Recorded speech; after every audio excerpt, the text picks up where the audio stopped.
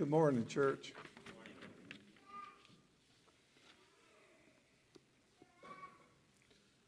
The message this morning is remembering Calvary. Remembering Calvary. I have a few pictures here that remind me of spring. This tree blooming in this picture right here was in our backyard. In fact, we had a whole row of these trees in our backyard in Indiana. And it's a locust tree. And if you've never smelled a locust blossom, you're missing something that God created for you to enjoy. It is amazing. If those of you that understand how wonderful orange blossoms smell, you would think the same thing of this tree right here. Just growing wild in the woods that God has created, that makes us think about Him, and the honeybees just hum all over it. They love it. Something else that reminds me of spring is this right here. Does anybody know what this is? Shout it out. What's this tree? Well, you're going to learn. This is a willow. This is a willow tree. This willow tree is blooming, and that's some of its cotton right there, cotton. Cottonwoods aren't the only thing that have cotton. Willows do. And this tree was blooming in southwest Florida. Don't tell me they don't have seasons in Florida. They do. And if you're close to nature, wherever you're living, if you're close to God's creation, you know that nature is singing to you of God's praises and the way that He has designed this world around us. I got another picture yet. I'm sorry. Whoa, go back. There we go. I told you about these trillium blooming in the woods. There they are. This is again in Indiana. Just wildflowers blooming in the woods, just carpeting the woods. Just amazing. And so I've been called nature boy in the past. And how can you grow up farming and not be close to nature? How can you? And how can you not be drawn to God? I have never met an atheist farmer. I never have met an atheist farmer. And I'm sure one will pop up somewhere now. These are things that remind me of spring. Let's talk about the value of remembering. It's good to remember the date of your anniversary, but sometimes I have to ask my wife, was it the 18th or 19th? It's good to remember the past, they say, or you might be doomed to repeat it. That's right. It's good to remember our national history, both the good of it and the bad of it.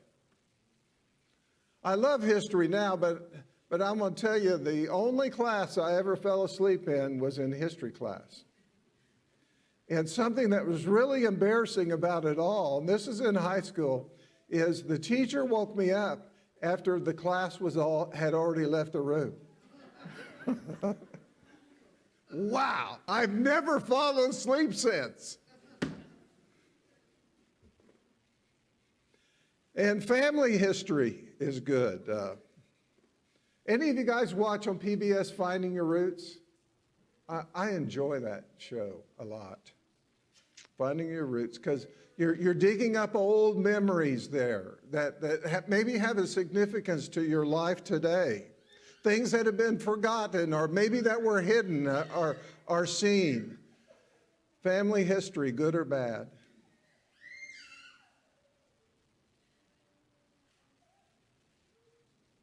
I'm going to give you a Wednesday night question. In what book of the Bible do you find the name Lemuel? Lemuel. Does anybody know? How about that? I stumped you, didn't I? It's a book of Proverbs. King Lemuel's mentioned there. And Judy had a grandfather named Lemuel. Bobby's mother, Frances, was married to Lemuel. And Lemuel was a wonderful Christian. Very active in trying to convert people, very active in trying to get people to come to church and helping to start a new church in Blackstone, Virginia.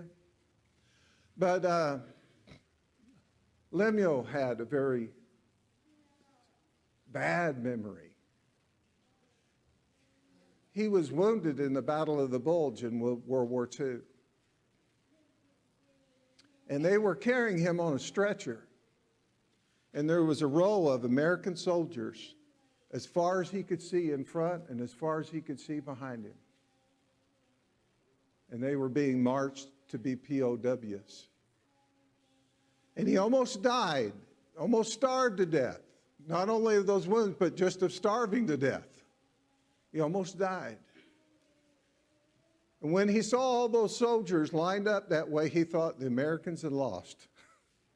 That's what he thought.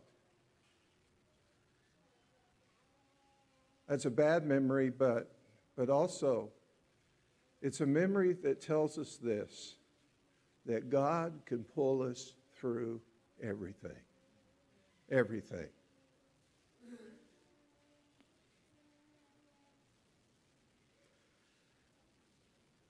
And we see the value of remembering when you're like me and you go to the refrigerator and you forget what you went there for. Anybody do that? But the Lord's Supper is a remembering event. Paul says in 1 Corinthians 11, when he was teaching the Corinthians about how the Lord's Supper should be partaken of, he said, "For I have received from the Lord that which I delivered to you." So this is something that an apostle of Jesus Christ has delivered to Christians to be doing. That the Lord Jesus, in the night in which he was betrayed, took bread. And when he had given thanks, he broke it and said, "This is my body, which is for you. Do this in remembrance of me." What is our objective, our purpose here in the Lord's Supper? This text tells us simply our purpose is to remember. To remember the sacrifice of Christ, to remember the suffering of Christ, to remember the thorns on his head, to remember his nailed hands and feet, to remember his pierced side. That it was for us that he did this. That it was for the whole world, to show the whole world that God cares about this world, that God cares about people, that God cares about the sin we struggle against, that God cares about us. It's not just eating and drinking. It's very significant eating and drinking. When you think of it from that perspective, no, it's about remembering. And Paul goes on in the text.